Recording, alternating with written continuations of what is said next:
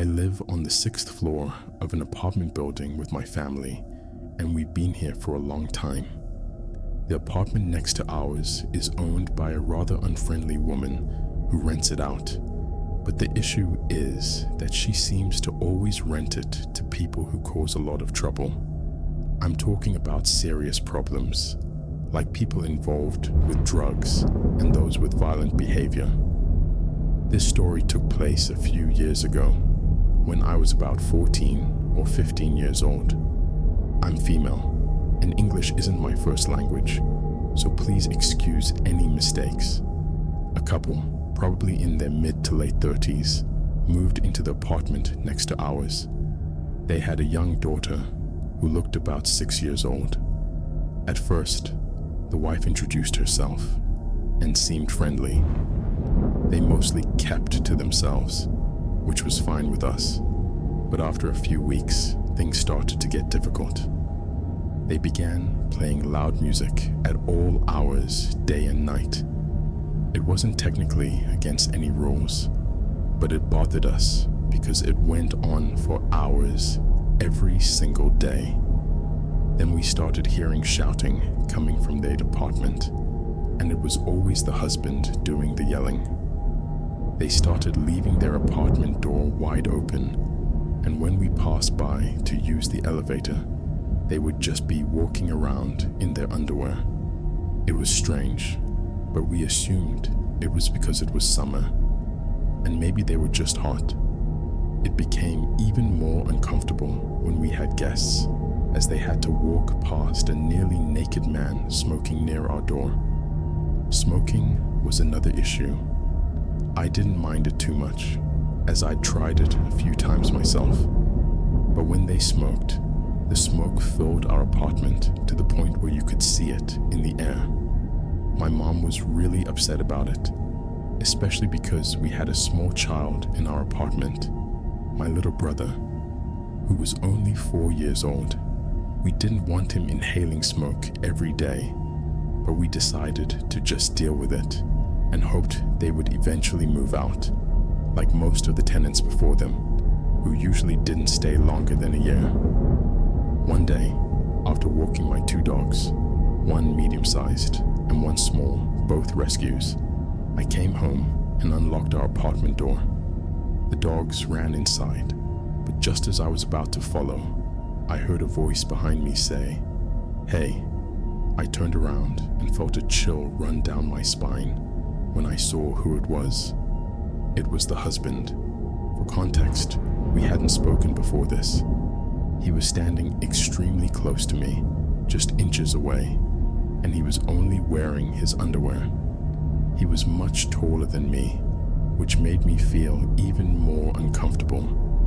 I asked if he needed something, but instead of answering, he glanced around the hallway, as if checking if anyone else was nearby. Then he moved even closer, so close I could smell his breath, which reeked of weed. I tried not to gag out of politeness. In a gruff voice, he whispered, "What do you want?" I was confused, so I asked him to repeat himself. He leaned in and said again, "What do you want? Drugs? Alcohol?" My eyes widened in shock. I had been taught not to use drugs or alcohol, and besides, I was obviously underage. I had no idea why he was offering these things to me. "Oh, no thank you," I said nervously, trying to keep things polite, hoping that would end the conversation and I could go inside. If you're wondering why I didn't just go inside immediately, it's because I was always the type to try to please people, even in uncomfortable situations like this.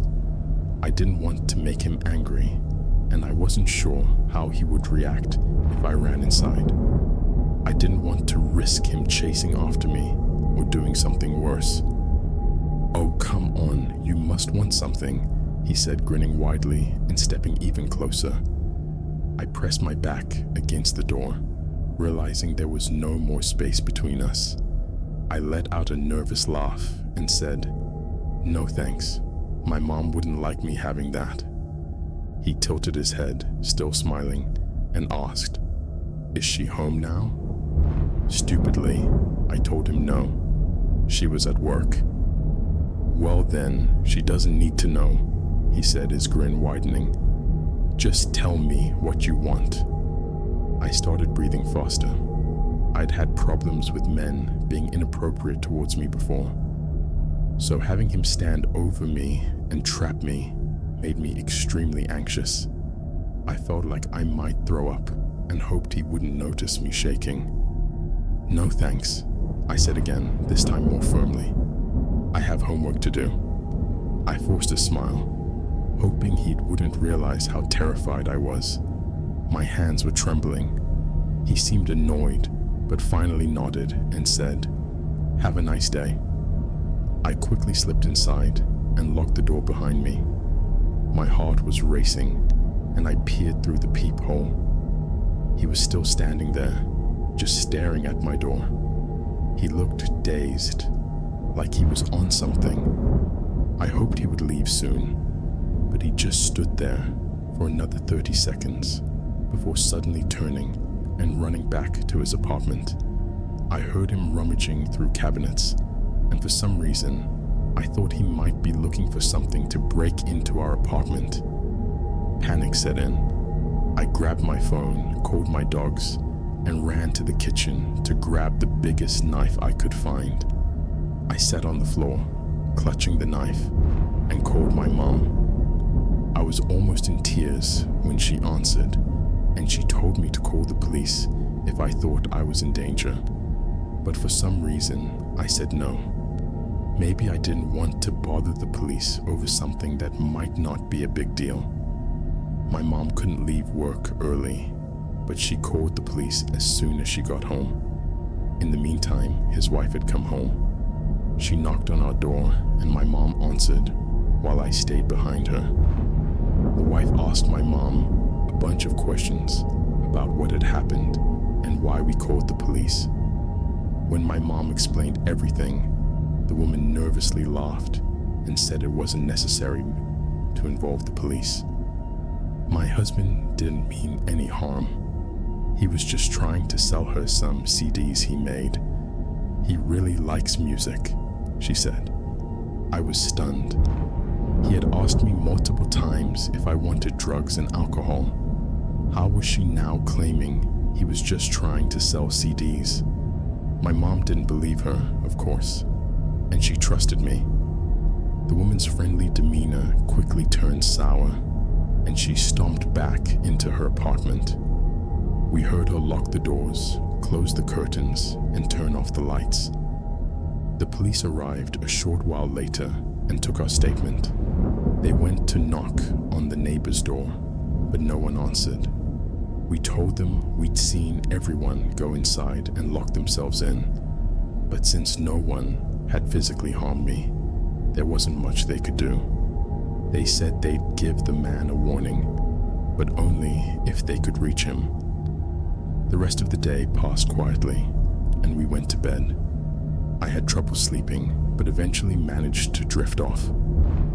Around 2 a.m., I woke up to the sound of a woman screaming.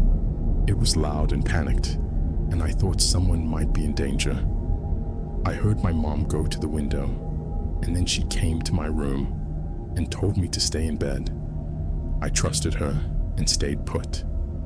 The next morning, my mom sat me down at the kitchen table and explained that the man from next door had jumped out of their window in the middle of the night. Since we were on the 6th floor, he likely didn't survive. The screaming we had heard was his wife, watching him climb out of the window and jump, unable to stop him. I felt awful. I almost cried, and for a while I blamed myself, thinking it was somehow my fault. After that, my mom felt bad about leaving me home alone, but there wasn't much she could do since we didn't have a lot of money and she had to work. A few days later, while my mom was at work and I was home with my little brother, there was a knock at the door. I looked through the peephole and saw the man's wife. She was smoking a cigarette, her eyes red and puffy. and she looked really upset. I told my little brother to go to his room and open the door. When she saw me, she got angry and pointed her cigarette in my face. "How dare you? Why did you call the police on my husband? He didn't do anything to you. He was just trying to sell you some CDs. Are you afraid of men or something? Afraid of men in their underwear?" I couldn't believe what she was saying. If it had been me today, I would have told her to leave and slammed the door in her face. But back then, I was young, naive, and too trusting. Instead, I apologized. I told her I was sorry about her husband and that I hoped she could forgive me. "You little piece of garbage. You killed my husband. It's all your fault, and I hope you, your mom, and your brother all get sick and die," she screamed. I stood there, looking down at the ground, not saying a word, still convinced it was my fault. She kept shouting and saying awful things, but eventually, she left. I went back inside, locked the door, and cried for about half an hour before calling my mom to tell her what had happened. The woman eventually moved out, and we got a new neighbor. But that man and his strange offer of drugs, followed by his tragic end, stayed with me for a long time.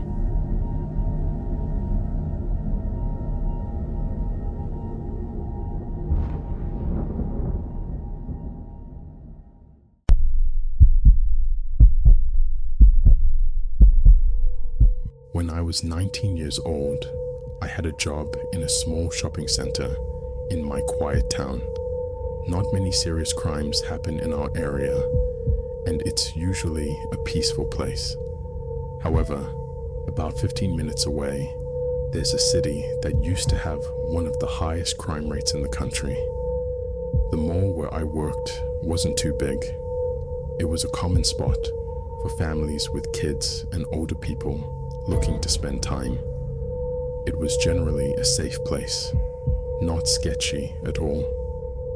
One day during my break, I went to the food court to grab a drink and scroll through my phone, just like I always did.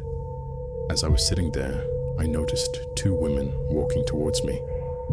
At first, I thought they saw my work uniform and might have some questions about products from my store.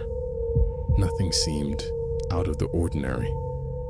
The two women sat down at my table without asking, which I thought was a bit odd. Both of them spoke with strong accents, though I couldn't quite figure out where they were from, since I hadn't heard an accent like that before. They were dressed really fancy, like they were going to a special event, maybe church, so I didn't think much of it at first. One of the women pulled out a book, and they started asking me some strange questions. They asked if I went to church and whether I believed in God. The questions were mostly about religion. I figured they might be missionaries. They started talking about something called God the Mother. Since I'm a shy person, I just sat there and listened quietly. They invited me to a youth group they were organizing that evening, which caught me off guard. I was on my work break, so I told them I wouldn't be able to go. I explained a few times that I was at work and wouldn't be able to join them. However, they kept insisting, trying to convince me to come. Finally, they seemed to understand I couldn't go, but then they asked for my phone number, saying they would text me about future events. I felt a little uneasy, but didn't want to seem rude, so I gave them my number just to end the conversation. A couple of days later, I got a text from them about planning something for the youth group. I felt trapped since I wasn't really interested, but I didn't want to be rude either. After hesitating, I decided to block their number.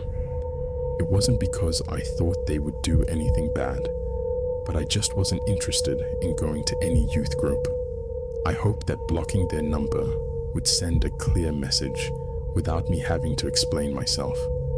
A few months later, I was reading the news and saw a report warning young women in our area about a human trafficking scheme.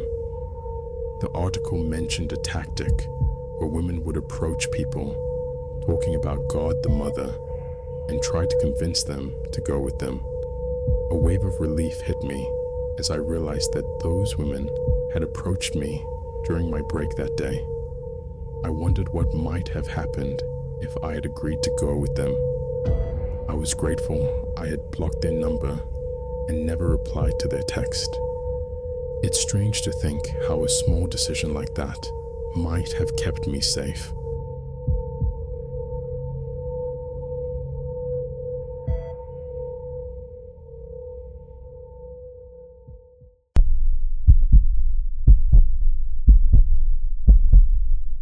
When I spent the night at my friend's house back in middle school, we loved staying up late. But the tricky part was that the bathroom was near his parents' room, and we didn't want to get in trouble for waking them up, especially during those late-night bathroom trips. To avoid any issues, we came up with a plan. Instead of using the bathroom, we would quietly sneak out through the basement door and head into the woods nearby to handle our business. The door was usually left unlocked because we sometimes forgot our keys and got locked out. It happened often since we liked to hang out in the woods. That night, my friend's older brother was home, and he kept barging in through the basement door, making things more chaotic. So, we decided to lock the door, hoping it would stop him from constantly coming in. We knew the lock wouldn't really stop him for long, but we figured he'd have to use a key, and maybe that would take away some of the fun for him. Around midnight, we heard the door handle start jiggling. At first, I didn't think much of it, assuming it was just his brother messing around.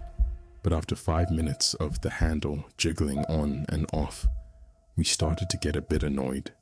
That's when we decided to take action. We went up to the door, knocked on it, and shouted for him to stop. We were met with silence.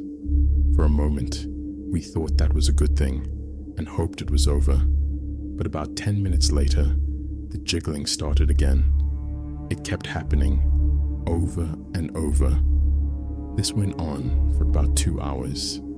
No matter how many times we told him to quit it, he didn't stop.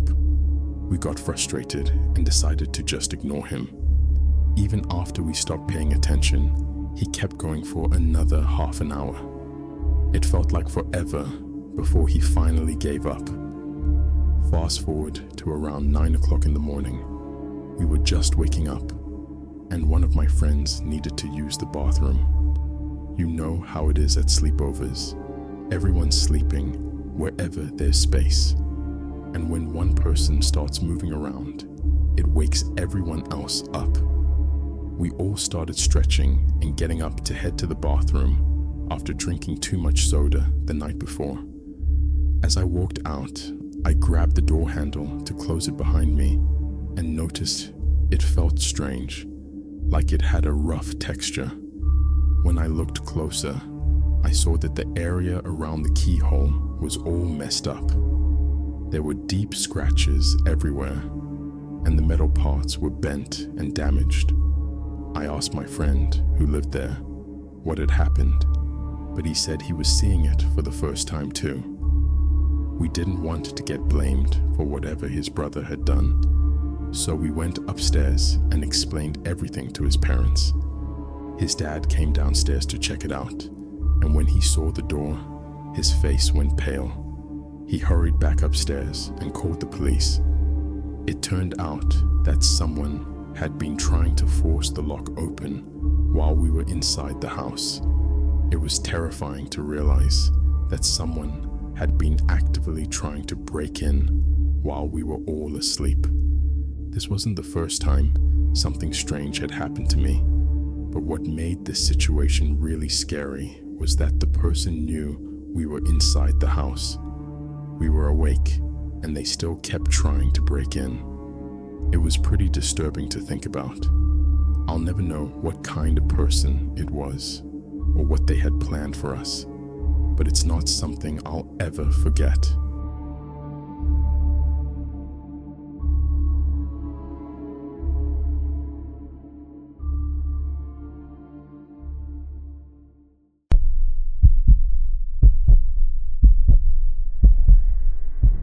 A few years ago, when I was 25, I lived in an apartment with one of my best friends. Unfortunately, our friendship began to fade since she wasn't around much. However, on this particular night, she decided to stay over and went to bed early. Because of my work schedule, I often stayed up late, and during those times, I usually watched YouTube videos and relaxed.